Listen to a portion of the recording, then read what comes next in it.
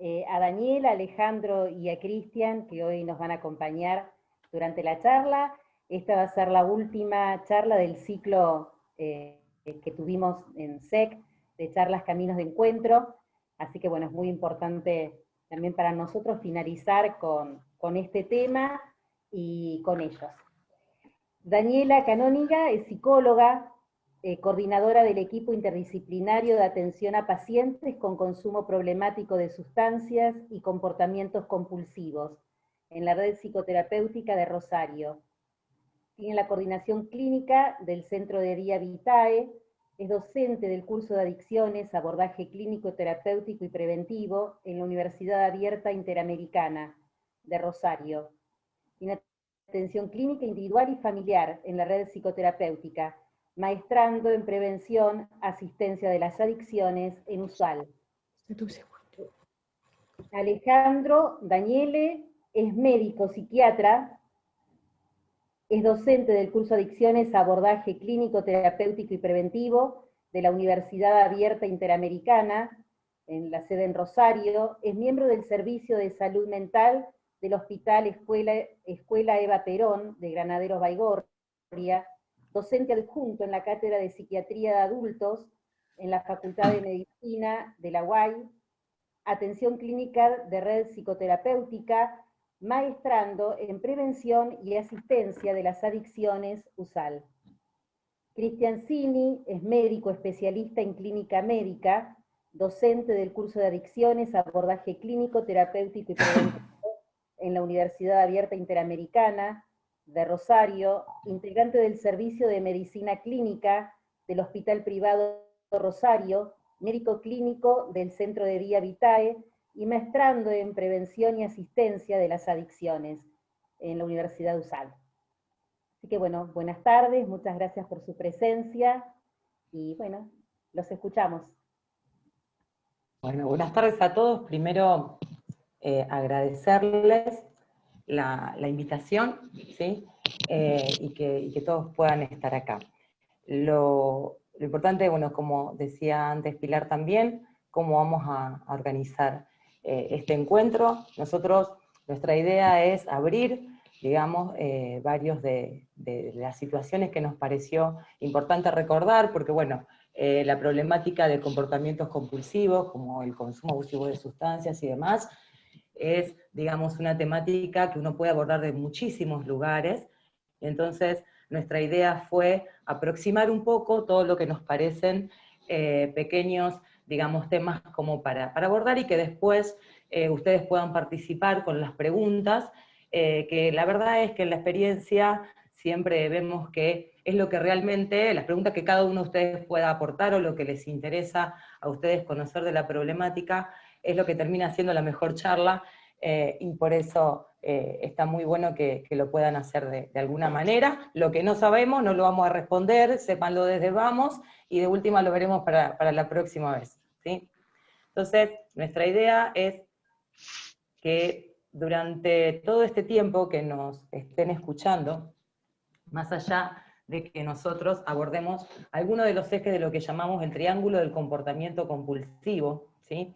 Entendiendo que un comportamiento compulsivo no solamente es hacia las sustancias, ¿sí? Sino es hacia una persona o con una conducta, y esto es lo que vamos a ir desarrollando. Pero siempre, por más que tomemos cada uno de estos ejes, que es lo que vamos a hacer a través de la charla, vamos a estar pensando que para que una persona, digamos, desarrolle un comportamiento compulsivo o alguna conducta compulsiva, ¿sí? Están siempre operando estos tres factores, ¿sí? Una sustancia psicoactiva o una conducta. Con sustancia psicoactiva o conducta decimos, todas se enlazan en que provocan placer, ¿sí? O sea, no se puede ser adicto a cualquier cosa, sino a aquellas que induzcan placer y que de alguna manera, digamos, tengan un traductor neurológico. Después, si quieren, podemos hablar de todo lo que quieran. Un contexto que habilite, digamos, y rasgos de personalidad.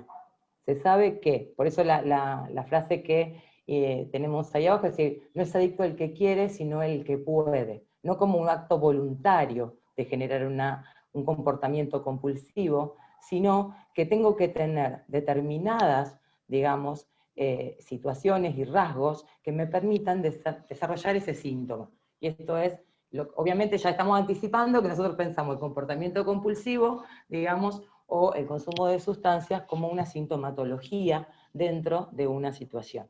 Que esto es lo que vamos a ir abordando a través de la charla. O sea que siempre estamos pensando en esos 3 puntos para que algo de esto ocurra. Bueno, buenas tardes. Yo voy a, en parte, comenzar un poquito a desglosar lo que tiene que ver el hecho de ese triángulo, y vamos a ir un poquito hablando en relación a lo que tienen que ver las sustancias y las conductas en relación a eso. Y generalmente todo esto ha estado muy focalizado durante mucho tiempo en la adicción, en las sustancias, ¿no? Y un poco para dar por ahí un poco una idea un poco general, y también para desmistificar un poco lo que tienen que ver obviamente la sustancia. Las sustancias siempre existieron, las drogas siempre existieron, pero siempre lo que hay que un poco ahondar y profundizar bien allí es el modo y la forma en que nosotros, ¿no es cierto?, nos relacionamos, obviamente en este caso, obviamente con la sustancia o con cualquier otra cosa o acto en el cual, ¿no es cierto?, nosotros nos vinculemos. Pero en relación a las sustancias específicamente, bueno, yo quería por ahí como expresar, digamos, de que va a haber diferentes tipos de respuestas de acuerdo, muchas veces al tipo de sustancias que sean, ¿no? A la cantidad de sustancias que consumamos, ¿no? O bien también, obviamente, a las vías de administración en ese sentido que nosotros tengamos en relación a la sustancia, a la accesibilidad. Tengamos en cuenta de que, de acuerdo muchas veces a los lugares donde vivimos, a las zonas donde vivimos, a las áreas donde vivimos, hay sustancias que son mucho más frecuentes, mucho más fácil de acceder que otras, ¿no? Eso también tiene que ver mucho, obviamente, con la aceptación social. Y el ejemplo característico de esto tiene que ver con el alcohol. El alcohol, la gran mayoría de la población lo sostiene como que no es una droga, y en realidad sí es una droga, ¿no? Es la principal droga, obviamente, de abuso que existe en ese sentido, y es, digamos, por ahí, los que trabajamos en el ámbito de salud, es como que estamos obviamente muchas veces más preocupados por el alcohol, en ese sentido, porque obviamente es lo que más se tiene a mano, lo que más obviamente se usa en ese sentido, y se mal usa muchas veces, ¿no? Entonces, esto es muy importante porque obviamente esto lo queremos remarcar muy bien en el ámbito y en lo social, digamos, la sustancia, qué peso y qué lugar en este sentido van ocupando, en ese sentido, ¿no? Y obviamente el consumir, y la conducta que eso obviamente lleva, qué efecto obviamente lleva o queremos tener en relación a eso. Muchas veces cuando se consume una sustancia o cuando se tiene una conducta mucho más invasiva o mucho más desmedida, ya sea con el juego, con el sexo, con la comida, se está buscando obviamente un efecto. Y un efecto muchas veces puede ser un efecto tranquilizador, de calmar la ansiedad, de evadir un determinado estado, ¿no? De poder dormir. Muchas veces las personas consumen alcohol para poder dormir, o consumen alcohol para estar más tranquilo, para calmar sus estados de ansiedad, ¿no? O bien para salir de estados anímicos, en ese sentido. Es decir, muchas veces, o la gran mayoría de las veces, esto, ¿no? El vínculo o el modo de relacionarse con las sustancias tiene, es obviamente para obtener en ese sentido un efecto. Bien, con respecto a la persona, si bien nos vamos a dividir en 2 dimensiones, con respecto a la dimensión biológica, podríamos decir las condicionantes digamos, del sexo, ¿sí? En relación al comportamiento con abuso de sustancias, ¿sí? De cada 10 pacientes que presentan abuso de sustancias, 7 son varones y 3 son mujeres, ¿sí? El consumo abusivo en mujeres se ha ido incrementando a través de los años con respecto al tema de las sustancias. Uno podría decir, en lo que respecta a trastornos de conducta alimentaria, ¿sí? Es exactamente al revés, ¿sí? Son de cada 10 pacientes, 7, 8 son mujeres, ¿sí? Y los varones son bastante menos. Por supuesto, la contextura, la predisposición genética ambiental, porque, digamos, no hay ningún rasgo genético que se despierte en este sentido, digamos, sin que haya un ambiente que lo facilite, que es lo que va a abordar luego Cristian, ¿sí? De la dimensión psicológica, pensando siempre que el rasgo son los rasgos de las personalidades, o sea, lo que somos cada uno de nosotros, ¿sí? O lo que nos ocurre, aquello que va a determinar que podamos generar un comportamiento compulsivo, y desde ahí, esto yo lo voy a abordar más llegado al final de la charla, digamos, con respecto a los rasgos de personalidad. Pero se supone que justamente la motivación hacia la sustancia, los trastornos de conducta, la vulnerabilidad, digamos, y los rasgos dependientes aumentan la probabilidad de desarrollar un comportamiento compulsivo. ¿Sí? Vamos a ir con el contexto con Cristian. Bueno, buenas tardes. Sí, la verdad que los contextos son muy importantes para abordar esta temática, porque creemos que el contexto puede llegar a proteger o aumentar el riesgo de consumo compulsivo. Entonces abordamos en primer lugar la familia, que es el primer sitio en donde el chico o la chica aprende a socializar, ¿no?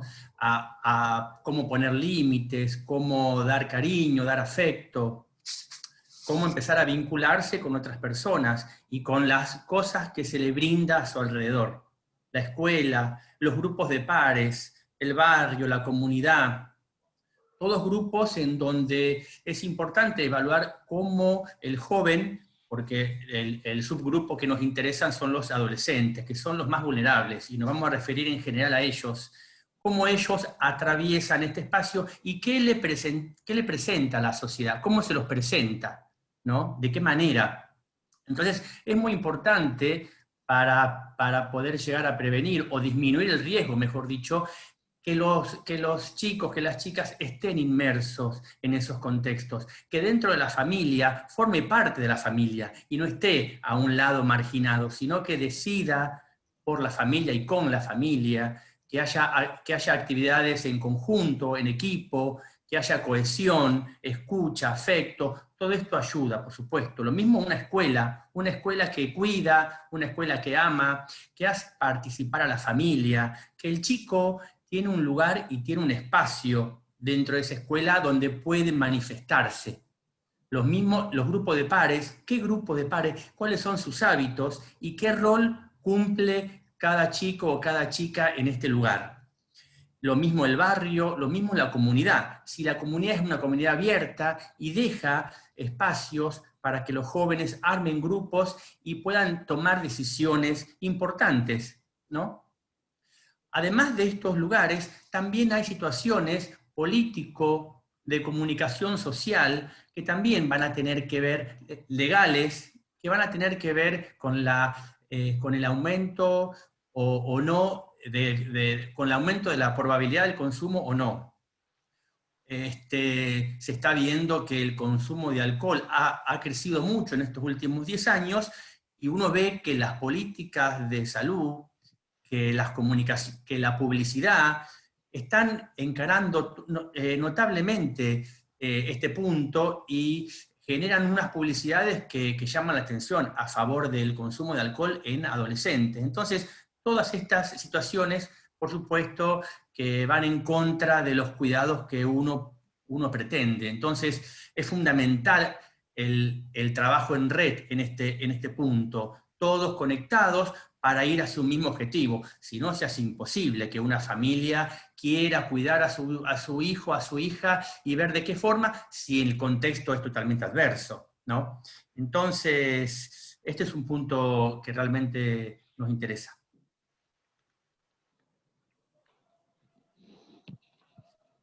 El micrófono, Ale. Bueno, en relación, digamos, a lo que tiene que ver, digamos, con las sustancias en sí, ¿no es cierto? Siempre hay que hacer una diferenciación porque, y más sobre todo si hablamos en la población adolescente, porque generalmente a los adolescentes muchas veces se los asocia con el consumo, con otro tipo de conductas por ahí más riesgosas.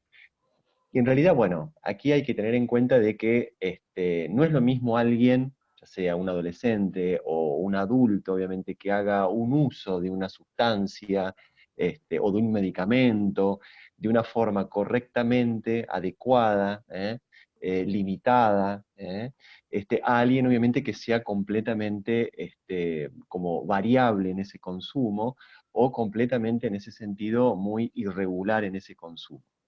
Entonces, Por eso hay que conceptualizar bien esto, porque si no todo se confunde, ¿no? Y alguien porque toma un vaso de alcohol o porque a lo mejor fuma marihuana ya es catalogado como un adicto, y no es así muchas veces, en la gran mayoría de los casos no es así. Tengamos en cuenta que el porcentaje de las personas que, digamos, llegan a la adicción es bajo en comparación con el consumo que existe en ese sentido. Pero hablamos de uso en este sentido cuando hay un consumo desde el punto de vista recreacional. Generalmente es experimental, es el primer contacto, y sí, se da en gran porcentaje en la población adolescente.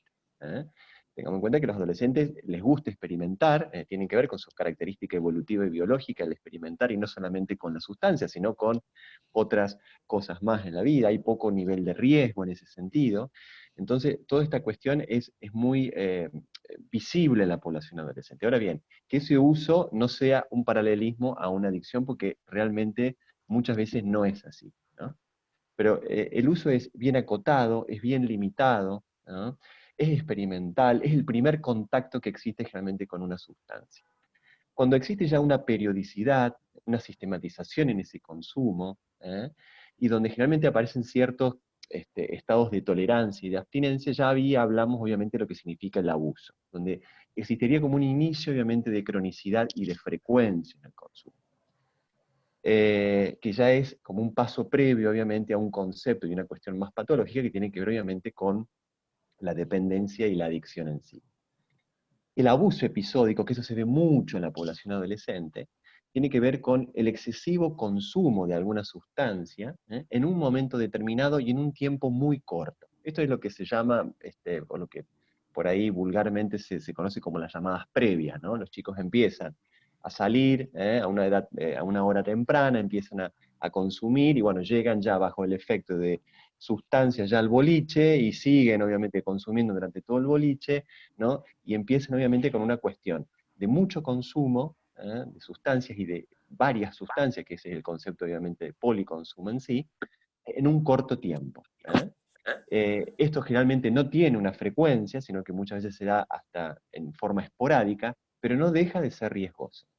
¿Por qué? Porque obviamente allí la persona, en este caso un adolescente, o puede ser un adulto también, entra en riesgo. Entra en riesgo de un coma alcohólico, entra en riesgo obviamente de una descompensación clínica, y es lo que por ahí muchos que trabajamos en el ámbito de la salud vemos en las guardias los fines de semana, los chicos en mayor medida que entran en estos estados, en estos comas alcohólicos, o bien bajo el efecto de múltiples sustancias que por ahí pueden haber mezclado o consumido. Otro concepto es la dependencia, que aquí hay una compulsión, ¿no? Es decir, hay, digamos, una desmedida, o hay un accionar en ese sentido desmedido en relación a esa sustancia. Aquí la persona, ¿no? Necesita la sustancia para poder en parte subsistir, podríamos decir, aunque sabe que obviamente en ese sentido el consumo le genera mucho padecimiento y mucho malestar físico y psíquico, pero sin embargo no puede estar sin esa sustancia, ¿no? Es como que la sustancia es, digamos, como la zanahoria de su vida, ¿no? Sería, la vida se reduce a consumir o adquirir esa sustancia para poder tener un contacto con ella, ¿no? El concepto de consumo problemático es un concepto que se comenzó a, digamos, divulgar desde obviamente la sanción de la nueva ley de salud mental en el año 2010, y donde aquí obviamente no solamente abarca a las sustancias, sino que abarca a cualquier conducta compulsiva. Y que esto tiene que ver obviamente, como recién un poco explicaba, a la alimentación, a las redes sociales, ¿no? Bueno, a las sustancias, a la actividad física, es decir, cualquier acto, conducta desmedida, sin obviamente un cierto registro y un cierto límite por parte de la persona, entra dentro de este consumo problemático. Y que obviamente esto va a generar, obviamente, una afección física y psíquica. Y por último, donde aquí sí ya hablamos obviamente de un concepto patológico, donde obviamente es el concepto de la adicción o el concepto del ser adicto, que esta palabra, ¿no?, proviene obviamente del latín que es adictus, y que este era el deudor que por falta de pago terminaba siendo entregado como esclavo a su acreedor. Es decir, que la persona que tiene una problemática adictiva, es decir, que tiene una enfermedad en ese sentido, que corresponde a la adicción, pierde su libertad. es como que es completamente enajenado por esa sustancia. Pierde como un poder de decisión. Si bien, digamos, en esto es bueno plantear que adicto no es una palabra que se encuentra en el manual de psiquiatría, digamos, ¿sí? O sea, se habla de consumo problemático leve, medio y abusivo, digamos. Adicto es una palabra que se ha utilizado históricamente, ¿sí? Pero que remite a un modo de relación, no remite a la cantidad. ¿Por qué? Porque muchas personas, digamos, de hecho, por eso creo yo, a veces se minimiza el tipo de relación que se tiene con el consumo. ¿Por qué? Porque se entiende que se tiene un problema cuando se consume todos los días. Y nadie consume todos los días, así por mucho tiempo, digamos, ¿sí? Se asocia o con la sustancia o con la periodicidad. Y en realidad ese es un mal concepto. Tiene que ver con el modo de relación que yo establezco con esa conducta, con esa persona o con esa cosa. Es un modo relacional, digamos, el que tenemos que revisar, no a qué sustancia, digamos, y con qué frecuencia. Esos son como pocos datos, digamos, como para establecer qué es o no es un problema. Bueno, y esto por ahí es lo que nosotros vemos por ahí un poco más en la práctica clínica. Muchas veces, digamos, las personas vienen a consultarnos, sobre todo un poco a los médicos, ¿no? Buscando por ahí calmar algún síntoma o algún cuadro o alguna enfermedad. Y bueno, nosotros tenemos obviamente que prescribir ciertos medicamentos, ciertos fármacos, ciertas drogas, porque tengamos en cuenta de que los medicamentos y los fármacos son drogas, ¿eh? Y tengamos en cuenta que las drogas que hoy en día por ahí son como muy mal vistas en ese sentido, pero el historial de ellas han sido utilizadas para fines obviamente médicos, y para calmar ciertos cuadros y ciertas enfermedades. Bueno, tenemos el caso obviamente de cannabis medicinal, ¿no? O la cocaína, que en algún momento se le utilizó como un antidepresivo, o el tabaco, que también se le utilizó durante la época del 90 como un antidepresivo, en ese sentido, en muchos estudios. La ketamina también hoy en día, hay muchos estudios que determinan obviamente un cierto rasgo a nivel obviamente como tratamiento para la depresión. Pero bueno, acá, digamos, en relación a estos conceptos, lo que yo quiero que ustedes se lleven como resumen, es que muchas veces si uno, ya sea un medicamento, a un fármaco, no lo administra o no lo toma, no lo consume de una forma adecuada, o una forma indicada, o de una forma terapéutica, termina habiendo un mal uso o un uso indebido, y por lo tanto muchas veces puede ser el indicador o el iniciador de una dependencia o de un abuso. Esto lo podemos ver, por ejemplo, en el plano, bueno, yo en mi plano en el consultorio, gente que hace un mal uso del clonazepam, por ejemplo, o del lorazepam, que son ansiolíticos o tranquilizantes. Entonces, sin querer, entran obviamente en un terreno abusivo, y obviamente que eso genera obviamente sus consecuencias, y después obviamente quedan completamente pegados, como quien diríamos entre comillas, a esa medicación o esa sustancia. Eso también puede pasar con los opiáceos, o con los analgésicos, con los polivitamínicos, es decir, con muchos otros medicamentos que están en la venta diaria y que nosotros los médicos los prescribimos, y muchas veces sin nosotros tener un cierto seguimiento del paciente, vemos que muchas veces pueden entrar en problemas en relación a esa sustancia. Por eso es importante, y sobre todo de nuestro lugar, el seguimiento del paciente, que el paciente consulte al médico. Por eso esta cuestión de darle un turno y que el paciente venga es para eso también, aparte de para ver obviamente cómo el paciente está, pero para ver cómo consume la medicación, de qué forma, si tuvo que aumentar la dosis, por qué lo tuvo que aumentar, ¿no? Y muchas veces cuando esto se toma o se consume de una forma indebida, los efectos dejan de tener un efecto terapéutico médico, sino que aparecen efectos tóxicos.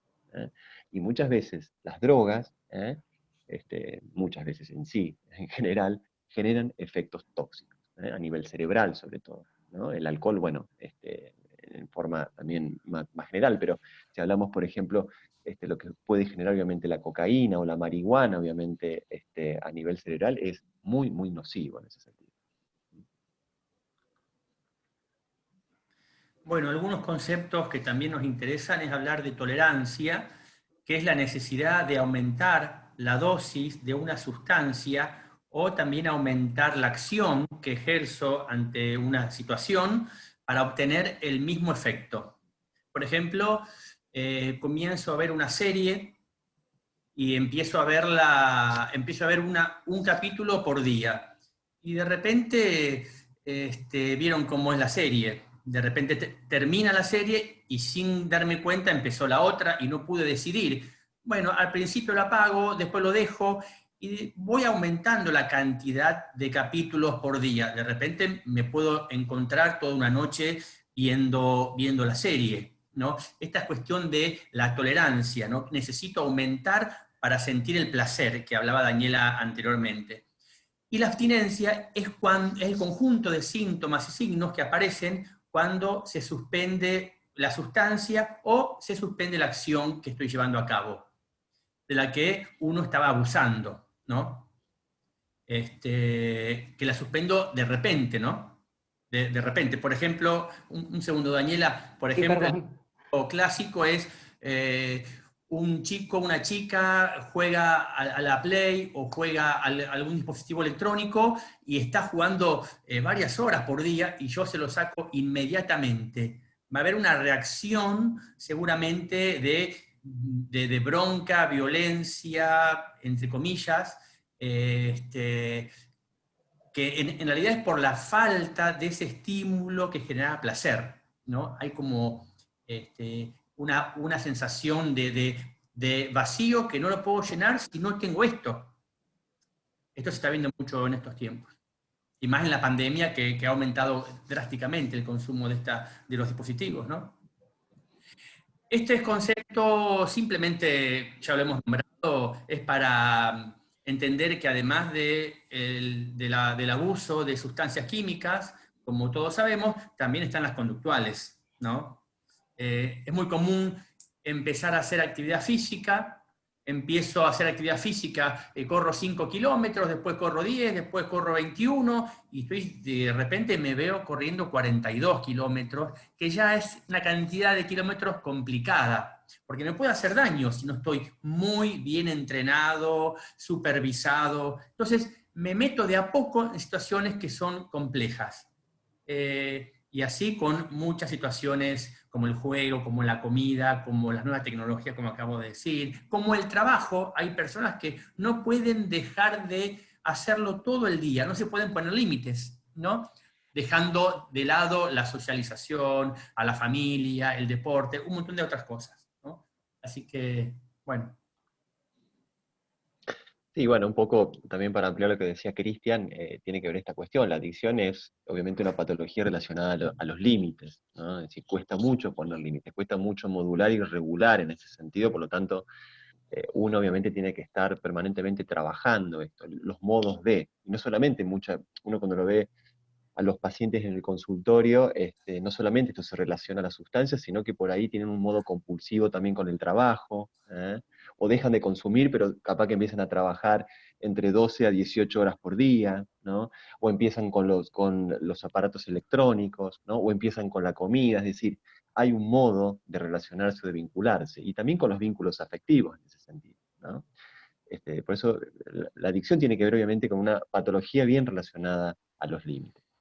Y un poco también para seguir y continuar lo que estaba hablando Cristian, esta cuestión de las clasificaciones, ya un poco para ir abriendo otros temas, digamos, cómo podemos clasificar a las drogas, ¿no? En esta cuestión de drogas legales y drogas ilegales. Las drogas legales más comúnmente, que es el alcohol y el tabaco, ¿no?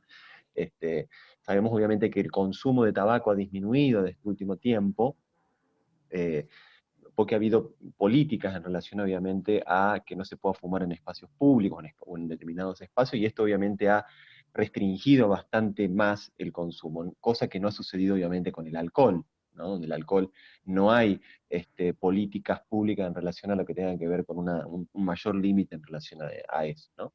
Y dentro de las ilegales obviamente que la marihuana es obviamente la sustancia ilegal más producida y más consumida en el mundo y por ende obviamente también en la Argentina, ¿no?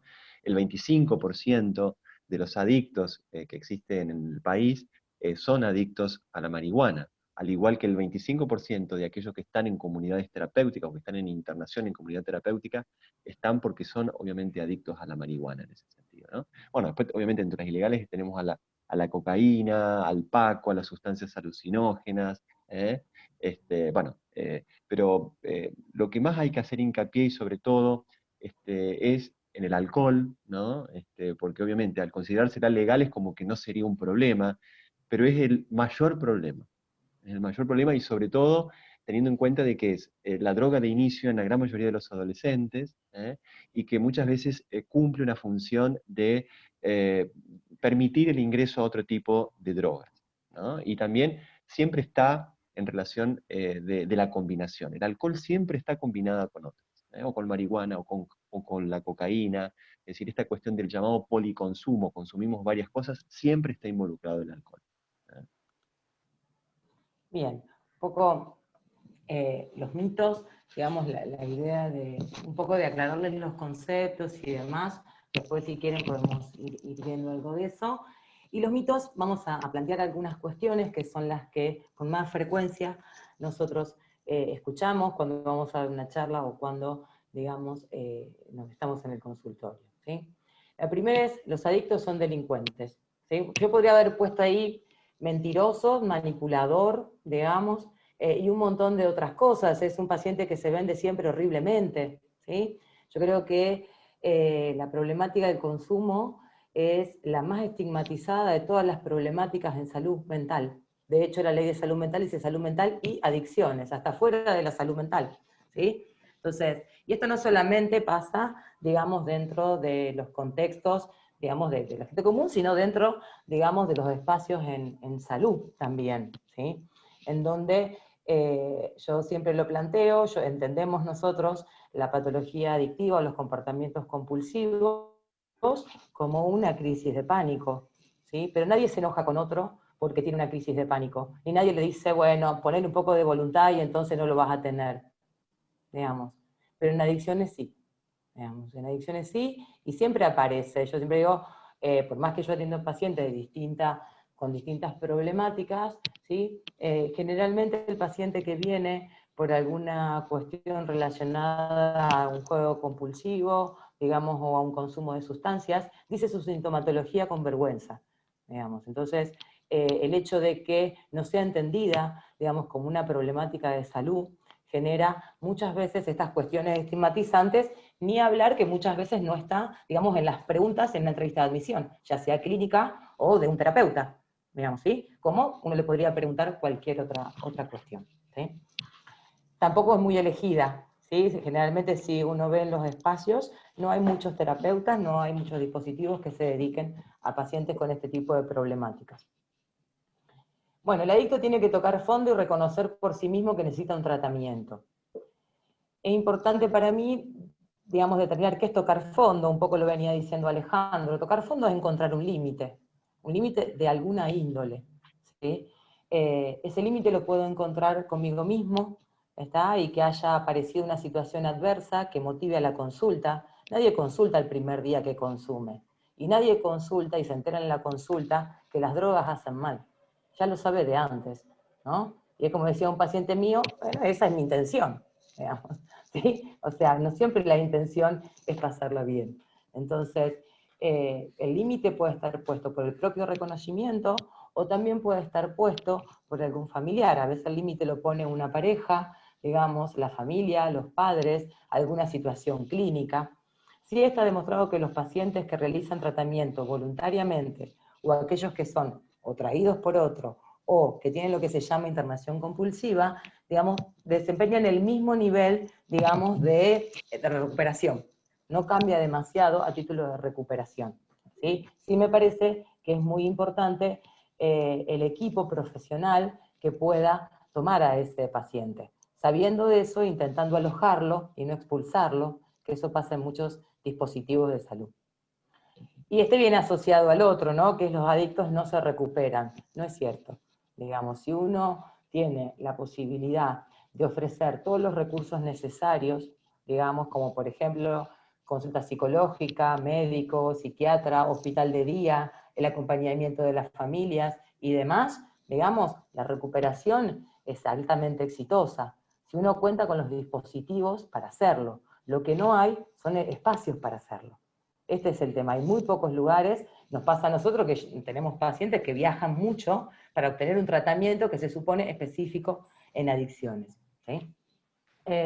¿Todos los jóvenes consumen alguna droga? Tampoco. Digamos, como decía Alejandro, el uso tampoco es masivo, no todos los jóvenes consumen muchas drogas, y ese es un mito que es bastante problemático, porque si todos lo hacemos, parecería que algo deja de ser peligroso, y está totalmente naturalizado, digamos, ¿sí? Entonces, ese es un mito que le quita la posibilidad de riesgo, pero no es cierto, digamos, la gran mayoría de los adolescentes no tienen un consumo abusivo de sustancias, ni mucho menos un uso periódico. Bueno, otro de los mitos es, y sobre todo lo vemos en el consultorio, o cuando trabajamos en equipos interdisciplinarios, cuando vienen obviamente, ya sea estamos trabajando con un clínico, con un psicólogo, con un trabajador social, viene la madre, viene el padre, viene la familia, y donde al paciente, ¿no? O al familiar lo quieren internar, ¿no? Es decir, como que sería, el único tratamiento efectivo es la internación. Y bueno, a ver, la internación es obviamente digamos, una modalidad o, digamos, un recurso, pero no es el único, ¿no? Hay distintos tipos de recursos que se pueden utilizar. Uno siempre trata de explicarle al paciente, como a la familia, de que el último recurso que uno busca es la internación. Y no solamente con las personas que tienen problemática adictiva, sino que también en el área, en la salud mental, en ese sentido, ¿no? Es decir, no tiene que internar porque realmente hay que internar, o porque se considera que es la única forma de poder controlar algo. No, hay distintos tipos de modalidades. Hoy en día hay tratamientos en forma ambulatoria, hay hospitales de día, hay diferentes tipos de talleres en los cuales los pacientes obviamente pueden participar y pueden obviamente empezar a organizarse o empezar a aprender a poner estos límites que les cuesta, ¿no? Bueno, pero hay veces que no nos queda otra que internar. ¿Por qué? Porque vemos al paciente que está en riesgo, porque está en riesgo su vida, porque a lo mejor está en un consumo muy activo o viene en escalada de consumo, es decir, sabemos de que ya conociéndolo al paciente vemos que empezó a consumir y no va a parar, entonces ahí vemos que se va a poner en riesgo, entonces hay que a lo mejor internarlo o internarlo en una institución psiquiátrica para realizar una deshabituación, es decir, una desintoxicación y después obviamente evaluar a partir de allí muchas veces qué estrategia continuar. Pero no es la única ni la más efectiva de las indicaciones la internación. Siempre y cuando las internaciones son efectivas cuando la persona realmente accede y generalmente en forma voluntaria a ello. Y no mal desperdiciemos ese recurso del de la internación, porque muchas veces por internamos y no es necesario, y después cuando realmente necesitamos internarlo al paciente, ya ese recurso se agotó por una mala experiencia muchas veces, ¿no? Otro mito que hay es que la marihuana es medicinal y sana. Bueno, recién más o menos como les explicaba, bueno, las drogas siempre cumplieron en un primer momento una función curativa o medicinal en ese sentido. Lo estamos viendo ahora con el cannabis medicinal, pero la marihuana tiene diferentes tipos de componentes. Uno de ellos es el cannabidiol, que es obviamente el encargado de conformar parte del cannabis medicinal en ese sentido y tener, después vamos un poco a ver, evaluar los efectos y los usos, pero también tiene el THC. El THC es todo aquello que genera las cuestiones distorsivas o las cuestiones de desestabilización, que muchos de nosotros vemos cuando las personas fuman, ¿no? Entonces, a ver, no nos vayamos, digamos, a un solo polo, ¿no? Es decir, que puede tener un uso medicinal, sí, pero que también puede generar otro tipo de síntomas y de estados, y que si se consume en forma crónica puede generar cierto tipo de alteraciones irreversibles, también. Bueno, algo muy clásico, el alcohol no es una droga. Cuando uno indaga a un paciente qué consume, si es que consume algo o no, y bueno, el alcohol siempre queda al margen de las drogas, ¿no? Por lo que vamos a hablar enseguida, que está totalmente naturalizado, ¿no? Hay una baja percepción de riesgo. Legalizar disminuye el consumo y prohibirlo aumenta, también es un error porque no tiene que ver con la ley. No tiene que ver con la ley que se consuma más o se consuma menos. El ejemplo clásico es el alcohol, justamente, que es legal, y en estos últimos 10 años fundamentalmente en la población adolescente, creció mucho el consumo. La nicotina, al contrario, a través de las políticas que se han armado en estos últimos años, la población general disminuyó su abuso, su uso, ¿no? Entonces, no tiene que ver con que sea legal o no, sino con qué percibe la población al respecto de esa sustancia, ¿no? Este es el punto fundamental que vamos a abordarlo enseguida. Bueno, simplemente para marcar que en un estudio hecho en nuestro país a través de Cedronar, cómo las sustancias, tanto legales como ilegales, han crecido en forma desproporcionada en la población adolescente, en chicos y chicas de 12 a 17 años, ¿no? Miren el tabaco, miren el alcohol, la marihuana y otras drogas ilícitas, ¿no? Y sobre todo también ha habido un aumento, o mejor dicho, se ha instalado un hábito que es el policonsumo, el consumo de varias sustancias a la vez, lo que genera muchas veces mucho más inconvenientes que si consumiera una sola, porque muchas de ellas se potencian, ¿no? Entonces, esto simplemente es para poner un poco el panorama en donde estamos parados, ¿no? Y ahora sí, nos metemos en el alcohol. Tampoco queremos decir que el alcohol es la peor sustancia del planeta y consumir alcohol es lo peor y se acabó, y son todos alcohólicos.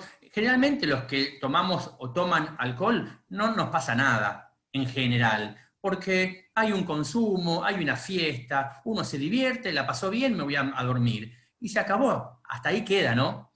Pero hay subpoblaciones o determinadas situaciones que pueden generar un riesgo importante, ¿no? Este es el punto.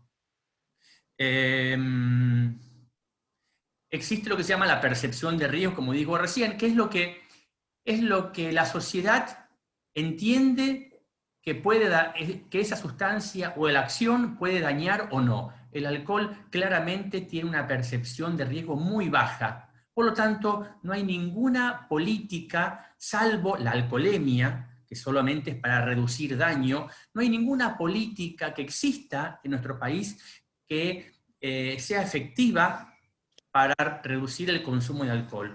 Y la población que nos interesa, sobre todo, como hemos dicho, es la población adolescente, que la adolescencia va desde los 11 o 12 años y algunos dicen que llega hasta los 25 años.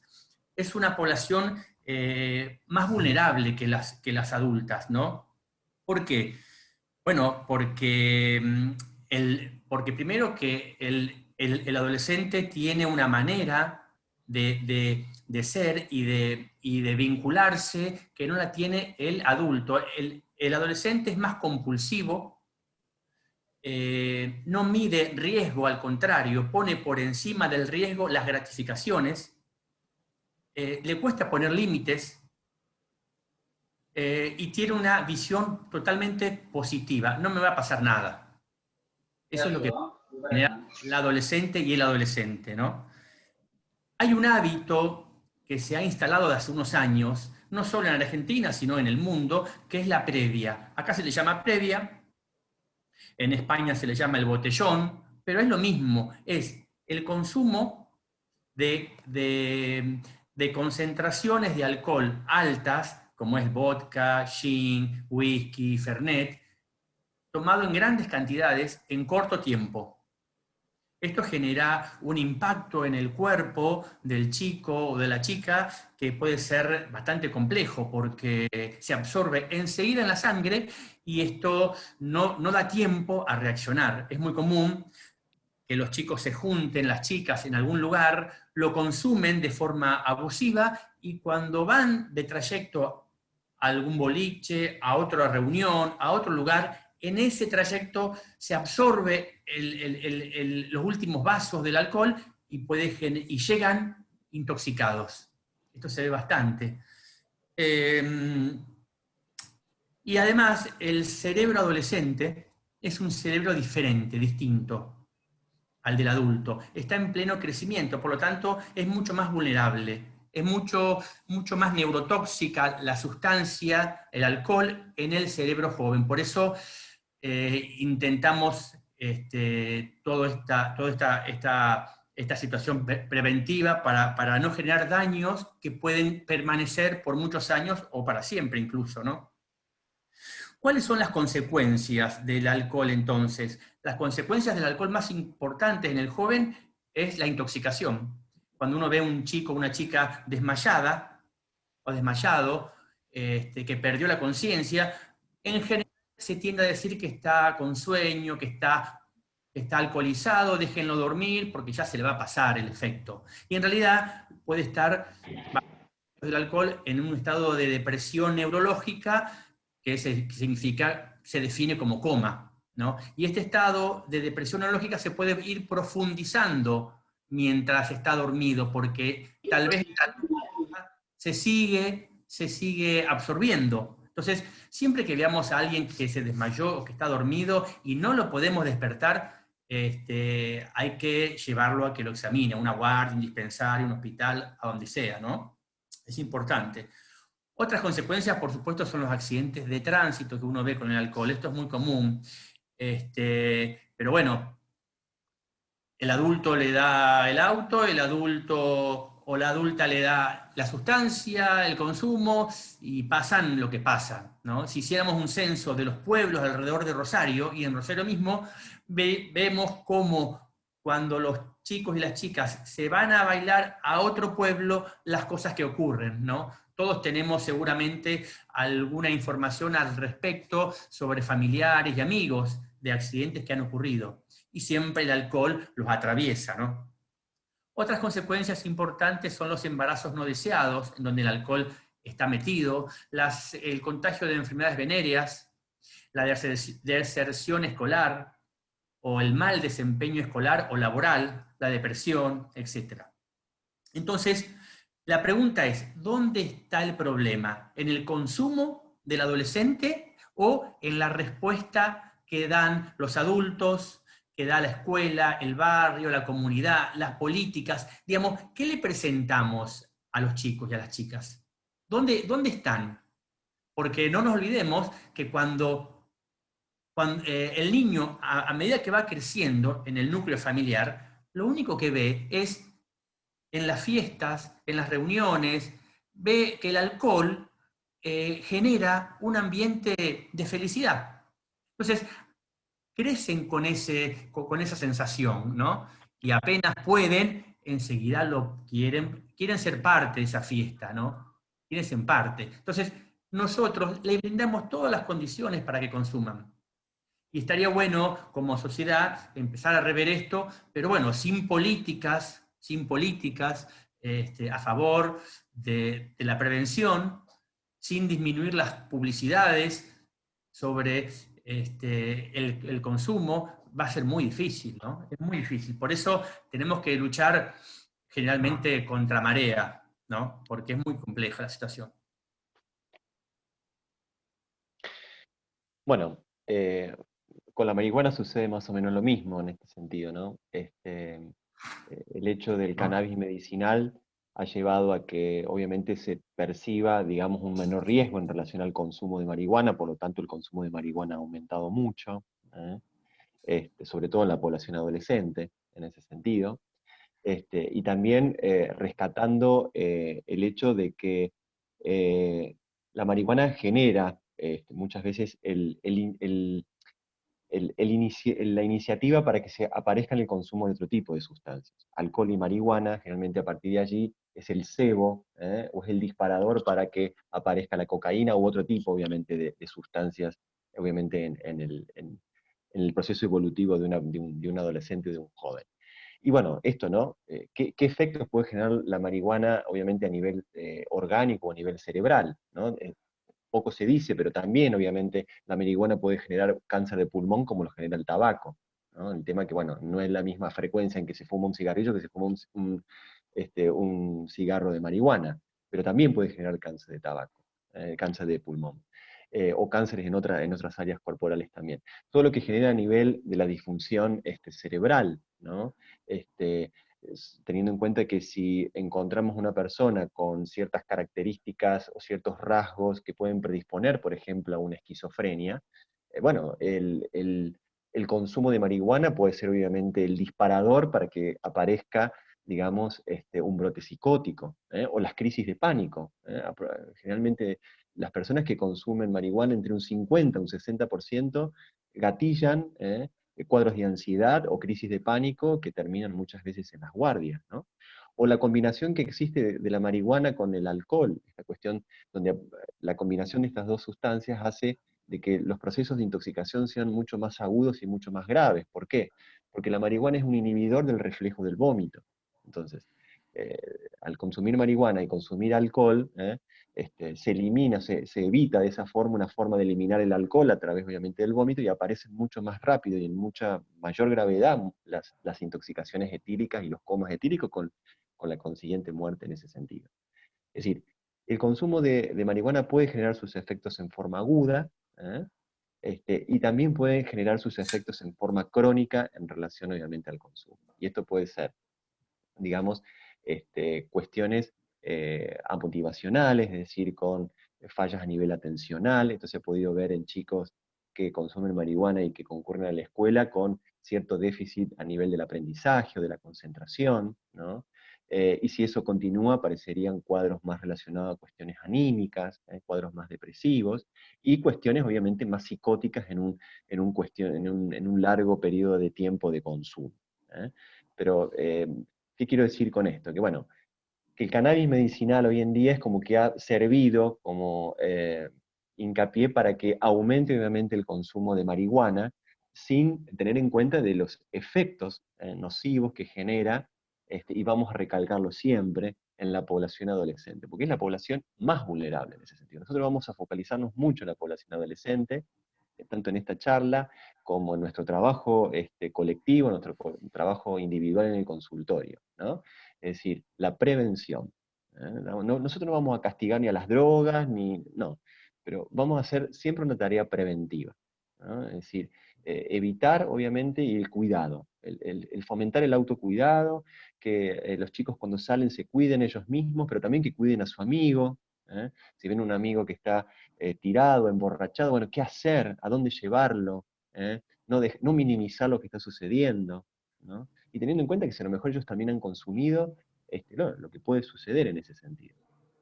Pero bueno, la marihuana en este sentido es como que está generando todo este tiempo un aumento importante en el consumo. Esto se ha podido ver y en las estadísticas lo está dando, el cedronal, como recién hablaba Cristian, ¿no? La no percepción de riesgo, ¿no? La facilidad que tienen los chicos para consumir marihuana.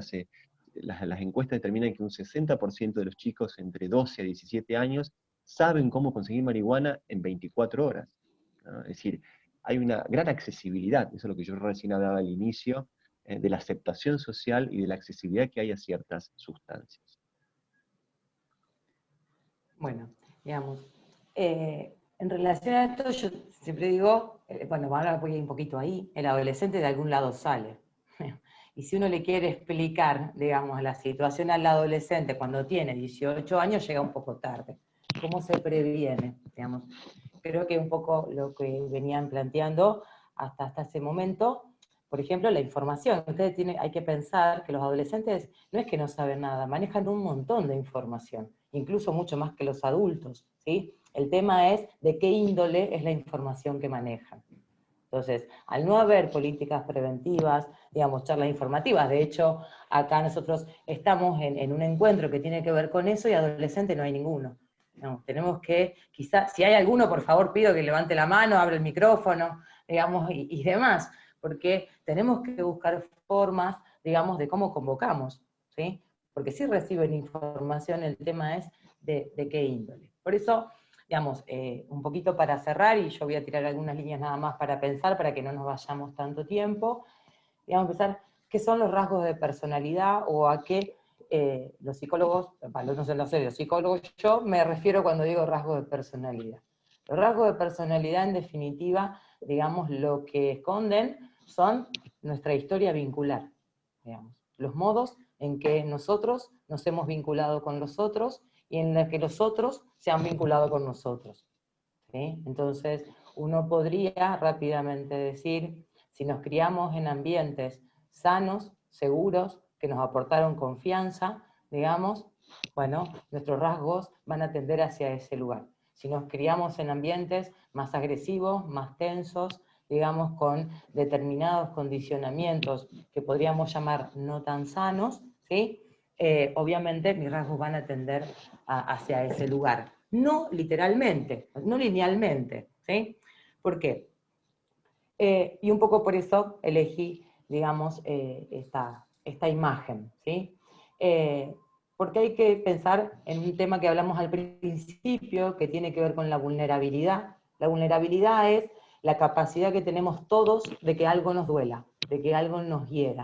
Y la tenemos todos en algún punto, digamos, ¿sí? Somos más vulnerables a algunas situaciones que a otras, y cuando decimos la adolescencia es una edad de mucha vulnerabilidad, no solamente, digamos, por la biología y por el cambio biológico que está atravesando el adolescente, sino por lo inaugural de un montón de procesos psicológicos que se inauguran en la adolescencia, que algo de esto voy a decir, pero sé que hubo una charla previamente y quizás algunos ya escucharon algo de esto, ¿sí? Entonces, por un lado tenemos la vulnerabilidad, ¿sí? Que todos la tenemos, y por otro lado, los monitos, digamos que la resiliencia es la capacidad de poder, digamos, atravesar una situación adversa. Porque, a ver, la salud mental no se mide si yo vivo en Disney, si anda todo bárbaro, digamos. La salud mental se mide frente a la adversidad, ¿sí? O sea, por supuesto, no hay hechos traumáticos de por sí. Uno podría decir, la pandemia es un hecho disruptivo, digamos, ¿sí? De hecho, en psicología se llamaría es una crisis circunstancial. Algo que ocurre de repente, que viene del ambiente y que cambia nuestros modos de vivir, ¿sí? Tenemos que ver cuáles son las conductas de afrontamiento que tenemos. A algunos, digamos, los impactará en un lugar de mayor vulnerabilidad y a otros, digamos, les será mucho más fácil, digamos, poder sacar, digamos, mecanismos de afrontamiento frente a esto. Con respecto al tema de las sustancias, si bien no hay mucho todavía, digamos, investigación, pero sí se sabe que el consumo de alcohol aumentó tremendamente, digamos, para las personas entre 35 y 45 años en pandemia. O sea, el consumo de alcohol a diario. Y disminuyó enormemente el consumo de alcohol en adolescentes, ¿sí? Y en jóvenes. Se supone que es porque los adolescentes la mayoría no consumen en su casa, con lo cual podríamos pensar, tiene una función afuera el alcohol, no adentro, digamos, ¿sí? Y en este sentido, digamos, y uno de los bares ha bajado bastante la situación, digamos, del consumo.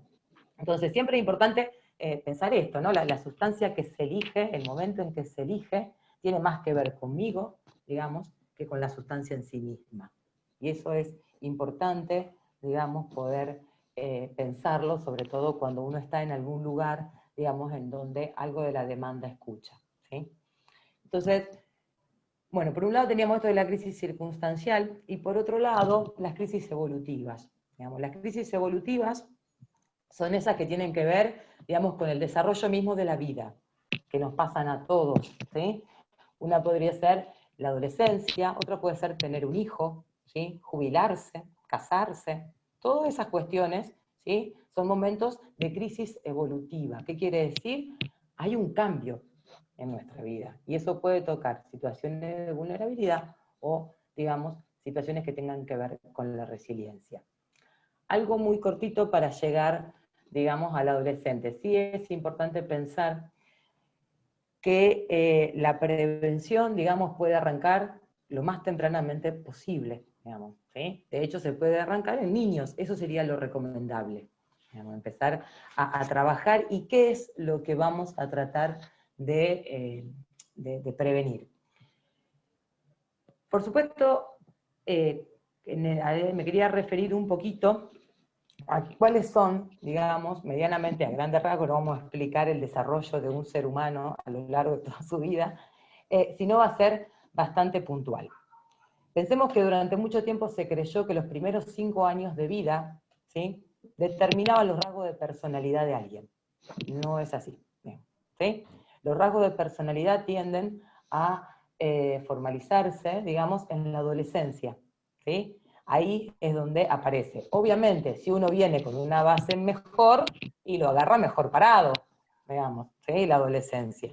¿Sí? Entonces, digo, somos mamíferos que nacemos en una situación de dependencia absoluta, entonces necesitamos que otro nos cuide, de la manera que pueda, ¿sí? Desde el inicio. Pero al principio, ese nivel de demanda, digamos, absoluta, en la que yo vengo al mundo, en la que venimos todos, ¿sí? Se va a regular con la proximidad del otro, tanto física como emocional. El otro va a estar ahí en una situación casi de incondicionalidad, ¿sí? Que después, obviamente y por suerte, va a ir bajando los niveles de incondicionalidad que ese niño o esa niña requiere de sus cuidadores. Es importante marcar esto. Las funciones del cuidador, independientemente que sea madre, abuela, tía, ¿sí? Por eso se dice, es el rol, digamos, no el lugar que desempeña. Eso más o menos hasta los 5 años.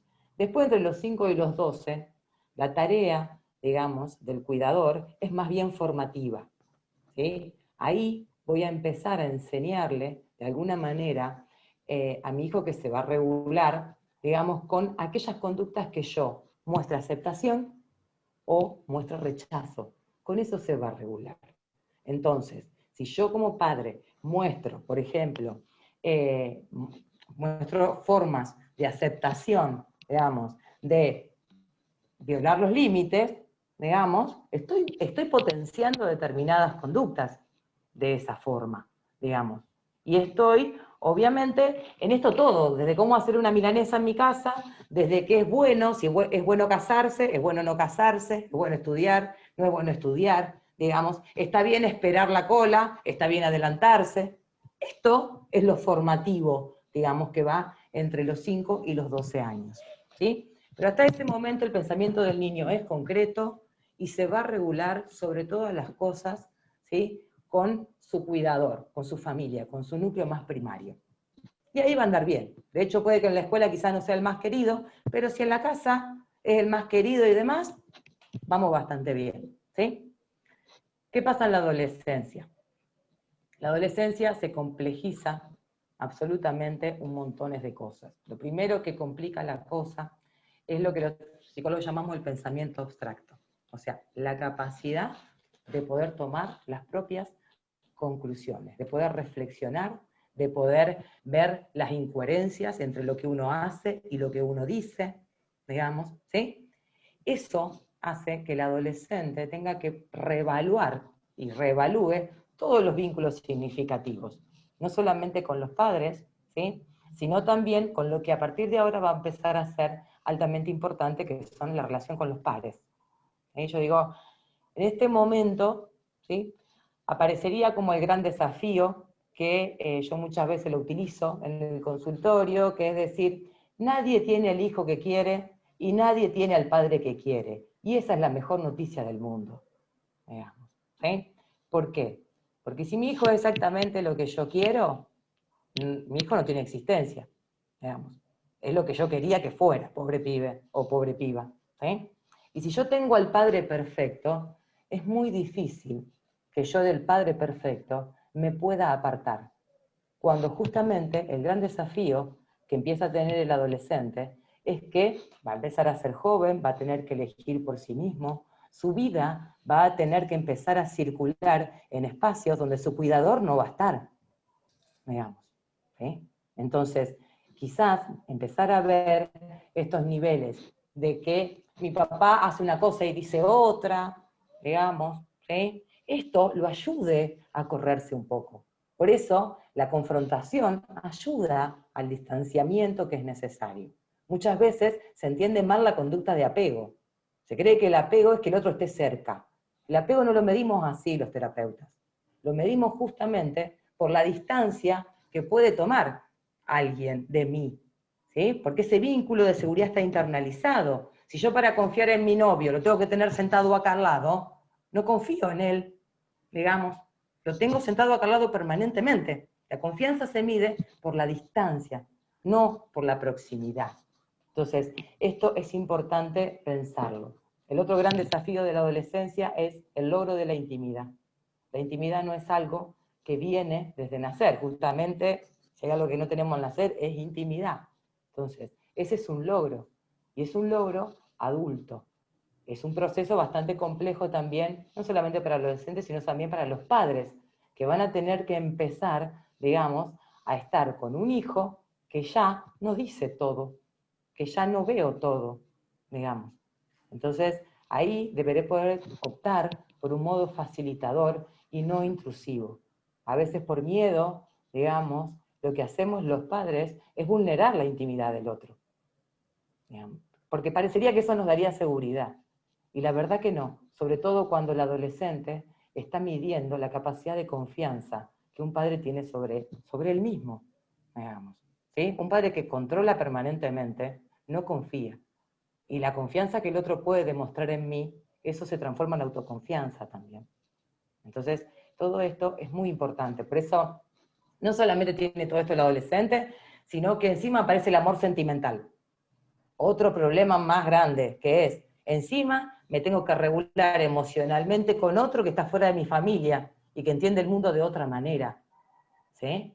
Y ahí empiezan a pasar todas estas cuestiones. Por eso yo creo que muchas veces la consulta, y podría decir, digamos, en el 95% de los casos, a veces el disparador es la sustancia.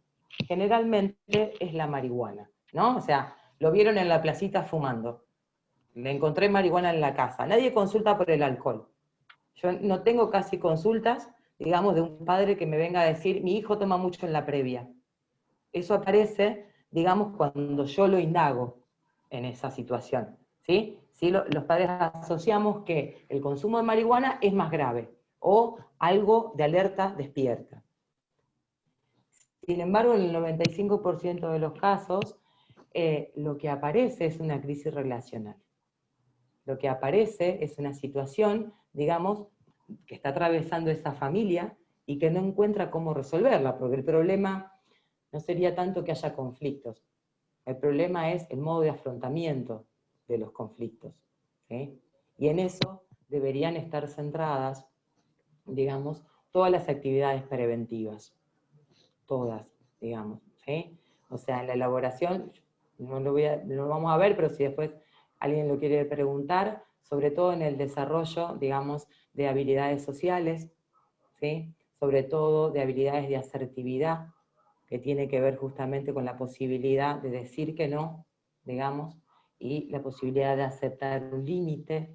Todo esto se puede trabajar desde la infancia. De hecho hay lugares en donde habilidades sociales son dispositivos, son ejercicios y demás, que se dan desde preescolar. Y funciona a título de prevención de cualquier patología en salud mental. Y por eso es muy importante en ese sentido la prevención, sabiendo que casi todas las patologías graves de la juventud o de la adultez comienzan en la adolescencia. Uh-huh. Y por eso es importante tenerlo en cuenta. Así que, si les parece, abrimos, para no cansar tanto, ya dijimos 400.000 cosas, abrimos los micrófonos para que quiera preguntar, digamos, sea bienvenido.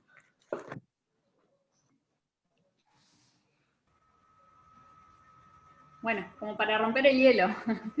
Gracias, qué interesante. La verdad que mucha información toda junta y muy buena. Yo me quedé pensando acerca de los límites. Pensando en qué adultos tenemos que ser los padres para saber poner los límites y más que nada, yo tengo chicos más chiquitos, desde ahora, desde pequeños. Ajá. Uh-huh. A ver, yo en realidad siempre lo pienso, la tolerancia a la frustración es un músculo para mí. Y uno la tiene que empezar a ejercer desde muy pequeño. ¿Sí? Porque muchas veces, aunque no parezca, la consulta viene en el adolescente por una situación de derrumbe. ¿Sí? Porque, a ver, yo siempre digo, no hay nadie mejor que te ponga un límite que alguien que te quiere. O sea, que si tus padres que te quieren te ponen un límite y entonces uno empieza a entrenar en esto de frustrarse, ¿sí? Va a llegar a la adolescencia o a la juventud y se va a frustrar y no le va a parecer una novedad. Muchas veces la consulta viene de la mano de una sobreprotección, porque yo siempre digo, el abandono tiene como mala publicidad, pero si alguien sobreprotege a su hijo, se ve un poquito mejor, digamos, ¿sí? Pero la problemática que genera esto es muy grande. Es muy grande. ¿Qué aparece? Aparece en la adolescencia porque la frustración es inevitable. En algún momento va a ocurrir. Y entonces ese chico o esa chica se frustra en la adolescencia y no lo tiene desarrollado el músculo de la tolerancia a la frustración. Entonces provoca un derrumbe muy grande. ¿Está? Entonces, digo, en este sentido, muchas veces en la infancia, acá seguramente otros tienen hijos más chicos, yo siempre digo, cuando un niño llora por alguna situación que yo tengo que poder decir que no, ¿sí? No hay un sufrimiento existencial, no hay angustia existencial. Es frustración, digamos, ¿sí? No es a título de cuando yo estoy angustiado, no aparece una crisis de angustia por un chupetín, digamos. Aparece la frustración. Y cuanto más se pueda entrenar, mejor, digamos. Yo creo que en esto muchas veces yo lo entiendo como el amor responsable. La incondicionalidad en el amor, eso de decirle todo que sí, digamos, en realidad no ayuda a nadie. No ayuda absolutamente a nadie. Por supuesto que a veces uno hay que poner límites, sobre todo porque es un montón. Ya si no le va a poner límites a otro. Uh-huh. Sí, seguramente. Y va a tener que saber cómo lo afronta. Claro. No, y esta cuestión también de desglosar un poco este concepto de lo que significa autoridad y autoritarismo, ¿no? La autoridad siempre va de la mano, obviamente, del límite en relación al afecto, al amor que un padre le puede tener a su hijo, mientras que el autoritarismo, que muchos padres por ahí es como que hacen mucho agua en relación a esto, ¿no? Si yo le pongo un límite estoy siendo muy autoritario, o si no, me estoy alejando de mi hijo, o no me estoy pudiendo poner a la par de él en ese sentido, ¿no? Siempre la autoridad como padre tiene que ver con esto, ¿no? Es decir, de poner límites, siempre desde el lado del afecto, del cuidado, y de buscar el bien de él, en ese sentido, ¿no? Creo que eso es importantísimo. Obviamente que los padres siempre van a tener esta visión, van a tener y tenemos esta visión, obviamente, de equivocarnos, ¿no? A ver si estamos haciendo lo correcto o no. Pero bueno, esto es también una cuestión completamente cotidiana y de ir aprendiendo en ese sentido, ¿no? Nosotros en el consultorio también, es decir, a los pacientes también tenemos que ponerles un límite, pero no le ponemos un límite porque realmente nos encanta, porque queremos tener un rol de superioridad en relación al otro. No, tiene que ver muchas veces un límite en relación al cuidado, ¿no? Es decir, una internación, cuando yo indico una internación, me estoy poniendo limitante en ese sentido. Pero tiene que ver para preservar la vida de esa persona muchas veces, o de otras personas en ese sentido, ¿no? Entonces yo creo que eso es muy importante discernir, y de dividir ahí, ¿no? Y hablando del otro lado del autoritarismo está el negligente, ¿no? O sea, el abandono. También modelos parentales negligentes es donde no hay límite, pero tampoco hay cuidado ni nada que se le parezca, ¿no? Hagan lo que quieran, estén con quien quieran, váyanse de casa, entren, salgan cuando quieran, no me interesa, ¿no? Uno como que los expulsan muchas veces, ¿no? Más allá de, digamos, de que, a ver, es bueno también pensar en esto, ¿no? O sea, yo creo que también hay contextos donde los adultos estamos en crisis, digamos, ¿sí? Entonces, muchas veces es importante también contar como apoyo.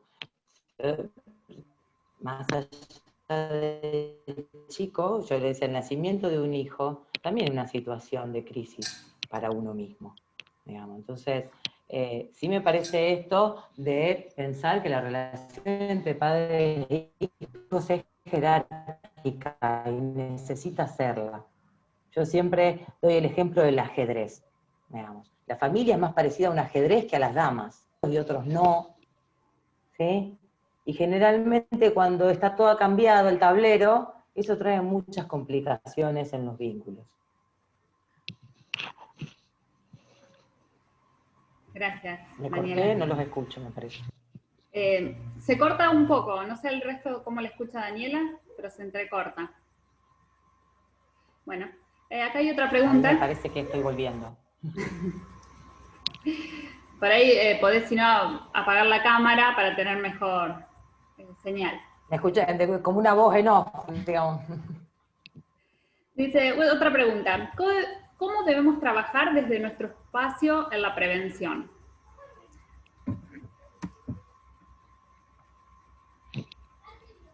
¿Cuál sería el espacio? Si sabemos en qué espacio interviene esa persona. Supongo que es el padre Damián, que está acá mirando, sobre casa de encuentro comunitario. Ajá. Como profesionales que estamos acompañando a gente que se vincula con nosotros y detectamos esto, ¿no es cierto? A ver, yo creo que en eso lo más preventivo del mundo es generar vínculos sanos. Un vínculo de sostén, digamos, yo siempre digo, lo que nos dio existencia es la cooperación con otro. Y hay que trabajar mucho en generar sistemas, digamos, de cooperación, de colaboración, de solidaridad. Eso nos dio existencia como humanos. Entonces, trabajar en esa situación, ofrecer lugares de escucha, digamos, y depende de la edad, pero trabajar en el mejoramiento de habilidad social es el mejor preventor, digamos, que hay mundialmente de cualquier patología, ya sea cuando, digamos, hay alguien que todavía no se ha acercado al consumo, en los niños, pero como también en los adultos, digamos. Ayudarnos a relacionarnos mejor con nosotros mismos y con los otros. Eso es lo que trabajan las habilidades sociales. Sí, yo por ahí quisiera aportar esta cuestión desde el lugar de ustedes. No, yo creo que lo hacen, obviamente, pero no, la apertura, obviamente, a la comunidad en ese sentido, ¿no? Creo que trabajar en forma combinada con las escuelas, con los clubes, con distintas áreas, digamos, de la ciudad y de San Nicolás o de los barrios, con los comedores, o a lo mejor ustedes, digamos, si ya no tienen comedores en ese sentido, pero esto, ¿no? De estar socialmente vinculados en un ámbito micro, como lo que recién hablábamos con Cristian, ¿no? Esta cuestión del contexto, ¿no? Desde empezar por casa, empezar a ver, digamos, qué le pasa al vecino, qué le pasa esta cuestión, digamos, de lo cercano, que haya un espacio donde se pueda alguien, si necesita, ya sea porque tiene una problemática adictiva, porque tiene una problemática familiar, bueno, acercarse, ¿no? Tener las puertas abiertas para eso, ¿no? Es decir, creo que eso es muy importante como medio, obviamente, preventivo, y la gente lo usa, la gente sabe si eso está abierto, la gente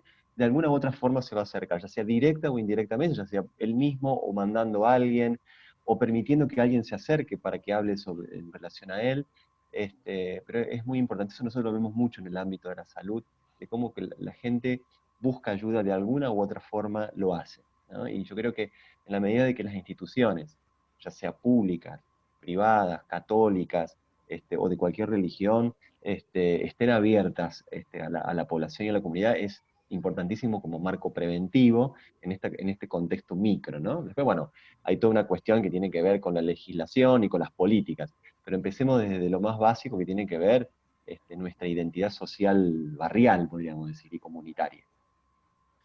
También es interesante poder armar en espacios como el de ustedes actividades o ocio creativo, en donde uno se puede vincular con el otro a través de el arte, el teatro, la música, la danza, juegos, etcétera, donde ahí ocurren muchas cosas, ¿no? Y aprendemos nuevamente a cómo poner límites, cómo vincular, cómo divertirnos, cómo aceptar que el otro ganó, que el otro hizo trampa, cómo, digamos, creo que es una situación de mucho aprendizaje, el ocio creativo. No así el ocio receptivo, en donde no tiene nada que ver con nada. Estoy yo solo recibiendo información de internet, de la Play o de lo que sea, ¿no? Yo, digamos, soy esclavo de la información o del apretar un botón en forma compulsiva y no hago nada.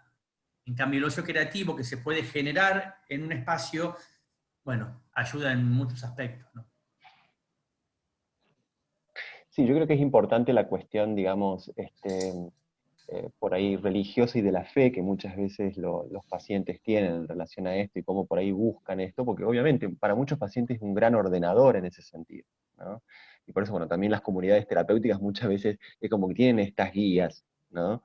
Y a muchos pacientes los ordenas y les sirven mucho en ese sentido, y te digo, desde nuestro lugar trabajamos con muchas instituciones que tienen obviamente su fe y su creencia, y obviamente siempre buscando en este sentido el bienestar del paciente, ¿eh? Y de la persona en ese sentido, ¿no? Algo que lo ancle, que lo pueda obviamente en ese sentido poder como reglar en algún aspecto, ¿no? Creo que eso es muy importante, trabajar, ser abiertos, ¿eh? Nosotros desde el plano de la salud, y también obviamente desde otros planos para la comunidad, para ser receptivos en este sentido. Creo que es muy importante. Pregunto porque escucho como de fondo que es más importante o más efectivo lo colectivo. ¿Es así? Es así. Sí, Es así.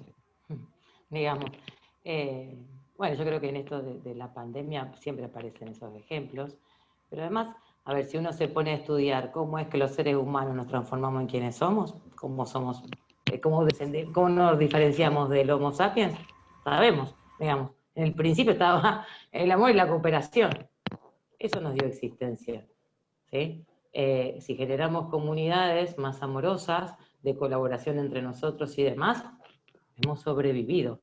Y muchos problemas que tenemos hoy tienen que ver justamente con que olvidamos ese inicio, ¿no? ¿Alguien había abierto el micrófono que quería participar, hacer alguna pregunta?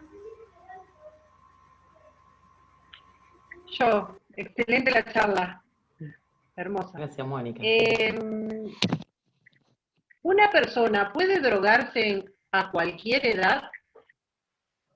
Sí, O porque muchas veces se dice, pasó la adolescencia, ya no hay que preocuparse.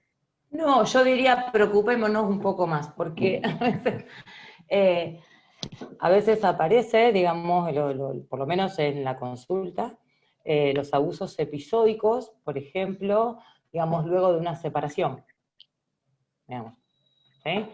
Y encima, yo creo, entra peor, porque entra con un desconocimiento absoluto sobre el consumo, inmediatamente empieza a ser extremadamente abusivo, con un montón de conductas de riesgo, porque obviamente un paciente, una persona de 45 años, 40 años, tiene más recursos, digamos, económicos, tiene más cuestiones a cargo y demás, pero en realidad una sintomatología adictiva se puede desarrollar en cualquier momento de la vida, sobre todo en los momentos críticos, digamos. Bueno, muchas gracias. No. En los chicos, en los jóvenes, uno puede ver conductas compulsivas que que a lo mejor no llaman la atención y pasan desapercibidas, ¿no? Y de repente, como dice Daniela, en la adultez, por alguna crisis o lo que sea, estas conductas compulsivas se replican con mayor intensidad, mayor potencia en alguna sustancia, por ejemplo. Y hacen lo que se llama fenómeno de escalada, en donde consumen mucho sin ningún control, y nunca lo habían hecho. Pero ya previamente había ciertos rasgos de compulsividad en algunos hábitos en donde a nadie le importaba, ¿no? Pero sí es importante, yo No, por ahí, A veces no nosotros presta la que... atención.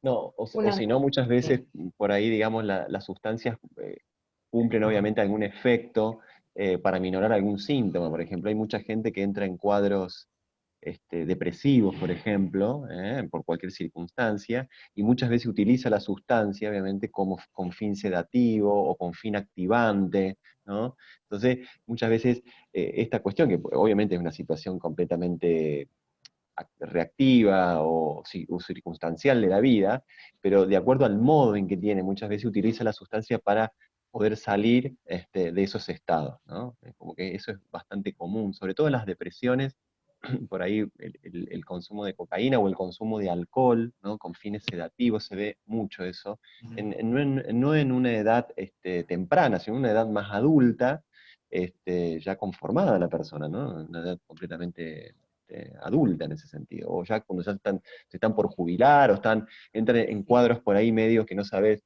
en cuadros anímicos, y donde empiezan a abusar, sobre todo yo veo mucho de alcohol, en esa edad. A ver, yo creo que es importante aclarar qué decimos cuando decimos un síntoma. Un síntoma es como una mala solución a una situación. No encontró otra. Eso queremos decir, o por lo menos eso quiero decir yo, digamos, ¿sí? O sea, yo muchas veces lo uso en el consultorio. Es como la modalidad del tero, pero sin estrategia, digamos, ¿no? Vieron que todos conocen lo que hacen los teros, ponen el huevo acá y gritan acá. Esta función, ¿con qué tiene que ver? Con proteger el huevo, digamos, ¿sí? De que algo pase, por eso el tero lo hace a modo estratégico. Muchas veces el síntoma o el consumo es el grito, no es el huevo. Digamos, ¿sí? Y esto a veces está confundido en la situación. Eso es, por lo menos, lo que yo digo cuando digo un síntoma, ¿no? Hay que buscar cuál es la otra situación, por eso generalmente en los tratamientos con los cuales nosotros trabajamos, digamos, los tratamientos están puestos en dos sentidos. Por un lado es el cese de la conducta compulsiva o del comportamiento compulsivo, porque esto tiene aparejados riesgos. ¿Sí? O sea, el consumo de sustancias o el comportamiento compulsivo es sobre todo una conducta autoagresiva. Digamos, ¿sí? O sea, de alguna manera me estoy dañando a conciencia de eso, ¿sí? Por más que no lo pueda decir. Y por otro lado, trabajar en esos rasgos de personalidad, ¿está? Que hicieron que yo desarrolle una conducta de ese estilo. Ahí estarían puestos, digamos, para mí, los dos puntos, digamos, de un tratamiento. Muchas veces los tratamientos están encarados solamente en el cese del consumo. Ese tratamiento es el que más nivel de fracaso tiene. Digamos, en que en el paciente elimine la conducta compulsiva, no consuma más, esté limpio, digamos, y eso hace un como si de mejoramiento. Gracias. Gracias, Mónica. Yo Sí, hermano. quería preguntar cómo o de qué manera podemos ayudar a alguien que sí, no, o sea, no se deja ayudar. O sea, sé que es muy difícil si no se deja ayudar a la otra persona, obviamente, en cualquier situación que podamos hacer algo, pero alguna manera o en la cual se pueda hacer algo. A ver, es difícil eso, digamos, a veces yo digo, a veces ayudar es quitar la ayuda. ¿Qué quiere decir? A veces tiene que ver con poner límites. Es mejor la ayuda que viene si yo pregunto en qué te ayudo. Si no, lo más probable es que yo le erre. Te ayude como a mí me parece que yo te tengo que ayudar, digamos. Es importante que si esa persona viene por algo, con alguna demanda, uno pueda decir, bueno, ¿y en qué te ayudo? Es mucho más fácil hacerse cargo de algo que yo pido explícitamente que algo que el otro me ofrece. Digamos. ¿Sí? Entonces, a veces hay que devolver la pregunta.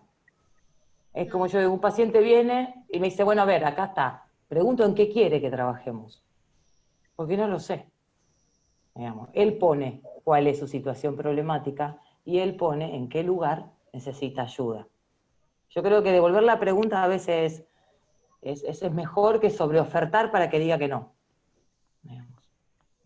Sí, también, digamos, uno desde ese lugar como familiar, por ahí buscar ayuda en relación a eso, ¿no? A qué ayuda brindarle al familiar que está padeciendo, porque muchas veces es difícil acercarse y buscar, digamos, un espacio, digamos, para que el otro pregunte, para que el otro pueda, obviamente, abrirse, y para uno, obviamente, poder en parte también preguntarle qué le está sucediendo, qué le está pasando en ese sentido. Uno muchas veces tiene que buscar ayuda como familiar, por así iniciar. A lo mejor no ir a terapia por uno, pero ir a terapia o hacer, ¿no es cierto?, una consulta, ¿no? Para ver qué hago con determinada situación que me está preocupando por un ser querido, ¿no? Entonces yo creo que eso también es una herramienta que uno lo puede, obviamente, en ese sentido utilizar. Y no hacer por el otro, ¿no? Es Y además, a ver, pensar en esto de que la patología adictiva es la patología dentro de un sistema. Entonces, que cualquiera de las partes de ese sistema pueda hacer una consulta, ayuda. Esto que dice Alejandro, digamos, la orientación a padres, digamos, la pareja, hay muchos dispositivos que pueden decir, como decía Alejandro recién. Y uno como hermano, como familiar, como amigo o como parte de una comunidad, también a veces estar cerca, estar ahí, estar, ¿no? A lo mejor callado, esperando, a vez surja algo, una charla, en fin, estar, ¿no? También a veces está bueno, porque muchas veces el consumo aleja y uno se queda solo. Entonces, a veces está cerca y ve a ver en qué puede colaborar o en qué puede ayudar, sin entrar demasiado, a veces estar presente y que el otro sabe que cuenta, a veces es suficiente, ¿no? Por lo menos. Bien. Muchas gracias. No, por favor.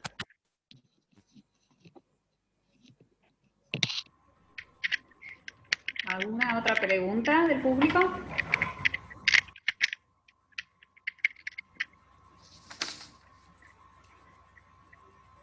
Acá en el chat una persona dice, me parece que muchas veces usamos sustancias para desinhibir, en caso de la adolescencia.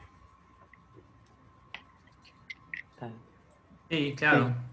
Sí. Es una manera de socializar el alcohol en los adolescentes, porque desinhibe y uno puede, digamos, ir hacia un grupo, hablar con alguien que no se animaba a hablar, reunirse con gente que a lo mejor tiene miedo, poder bailar porque tengo miedo de bailar.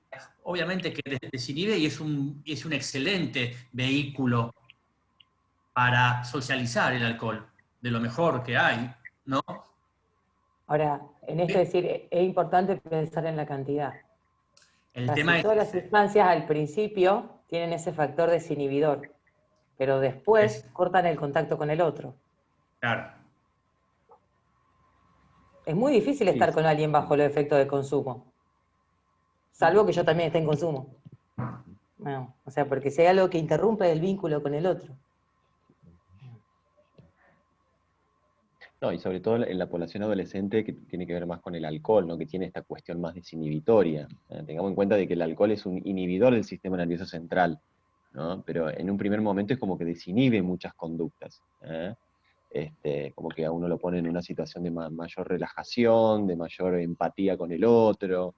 También las drogas de diseño, algunas drogas de diseño, en estas fiestas electrónicas que se hacen y que se consumen, tienen esta cuestión bien de acercamiento, de mucha empatía en ese sentido, ¿no? Es decir, y bueno, eso por un lado en un primer momento genera toda esa sintomatología que muchas veces, sintomatología, ciertos estados sería, que lleva a que, bueno, a que el paciente por ahí o la persona obviamente empiece a consumir y también en ese sentido como forma de socialización con un grupo determinado, ¿no?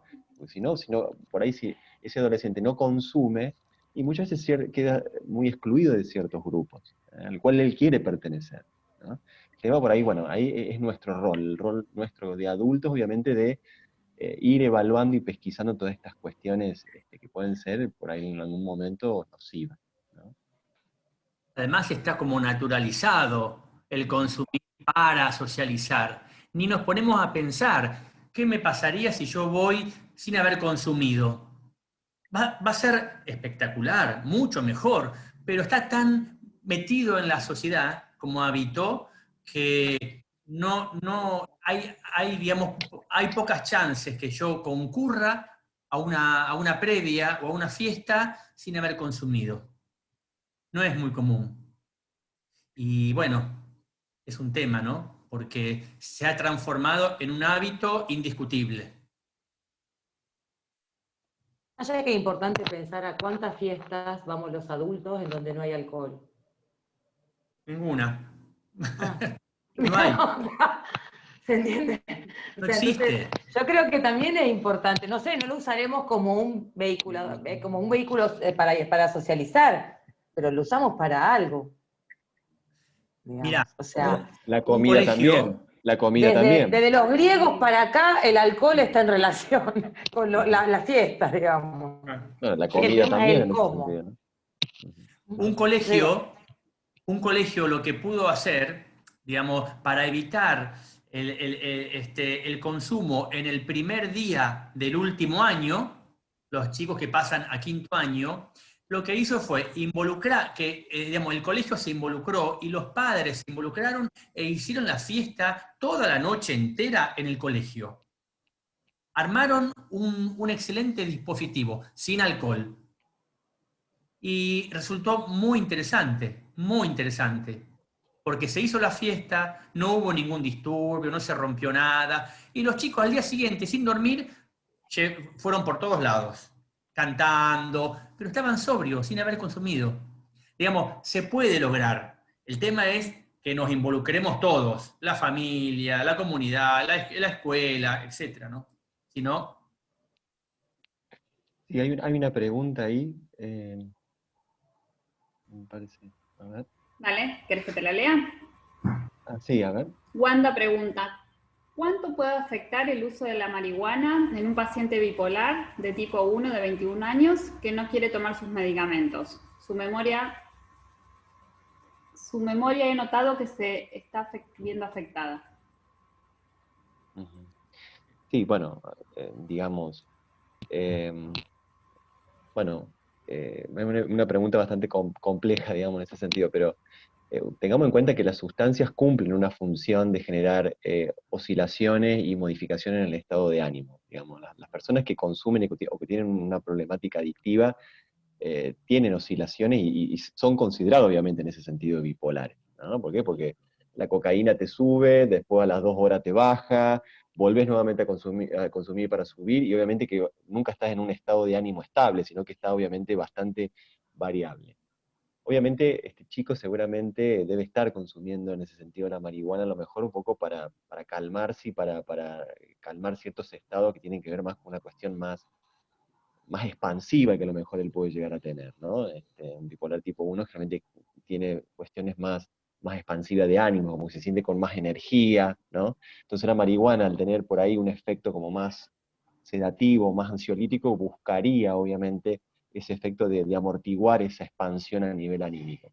Pero obviamente la marihuana, si se consume, como volvimos recién un poco a hablar, que estábamos un poco hablando del efecto crónico del consumo de marihuana, obviamente que eso va a influir a nivel cognitivo, a nivel de la concentración, a nivel de la memoria, sumado a que si está descompensado, obviamente, de su cuadro de base, de esta bipolaridad, por no estar en tratamiento, por no tomar la medicación, eso también agudiza en ese sentido su disregulación a nivel cognitiva, a nivel de la atención, de la memoria y de la concentración. Como que sería un agravante en ese sentido, ¿no? Obviamente que esto necesita obviamente un tratamiento bien determinado, obviamente, y un tratamiento psicofarmacológico en relación a su cuadro anímico de base, ¿no? No sé si está respondida la pregunta. Wanda hizo la pregunta. Sí, muchas Bien. gracias. Sí. Bueno, ya para cerrar, agradecemos a toda la participación, haber estado presentes en esta charla, obviamente a los expositores, Cristian, Daniela y Alejandro. Muchísimas gracias. Le paso la palabra a Pilar para que les dé las palabras de saludos y de despedida. Bueno, simplemente agradecerles infinitamente su participación hoy acá. Fue todo muy claro, muy claro, muy accesible para todos, para quienes quizás no somos profesionales en el tema. Ha quedado sumamente claro, han respondido todas nuestras dudas. Así que bueno, agradecerles infinitamente a todos los que han participado. He encontrado gente conocida que está muy lejos y realmente ha sido un placer verlos acá, así que agradecerles a ellos también. Y bueno, esta es nuestra última charla del ciclo que habíamos propuesto hace unos meses, el ciclo de charlas Caminos de Encuentro. Hemos tenido distintos profesionales, ha sido realmente una experiencia hermosísima. Así que bueno, les agradecemos a todos, especialmente a Alberto Morales, un periodista nicoleño que nos ha acompañado en todas las charlas, ocupándose de los aspectos técnicos. y acompañándonos en eso. Así que bueno, muy buenas noches y muchísimas gracias por estar hoy. ¿Hay alguna fiesta de fin de año, Gracias. Nicolás, de cierre? ¿Nos van a invitar? Mira, ¿Cómo es? hay una fiesta que organiza el padre Damián y no tiene alcohol. Ahí está. Porque el No año voy. pasado no nos dio nada de alcohol. Bien. Así que están invitados Perfecto. porque... Buenísimo, buenísimo. Pero muy buena comida, eso sí, Perfecto. muy buena comida. Bueno, Perfecto. Bueno, Entonces vamos a compartir. ir, Damián. Muchas gracias. no, Muchísimas gracias a gracias. ustedes. Muchísimas gracias. Gracias por estar. Hasta luego. Chao, Muchas chao. gracias. Chao. Beso grande. Chao. Gracias. Gracias a ustedes.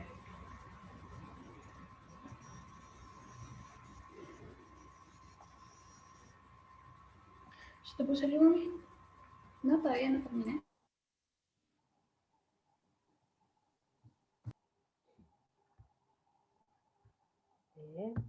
Sí. Chao, Flavia. Chao, chao, gracias, gracias Mariela. Noelia, gracias.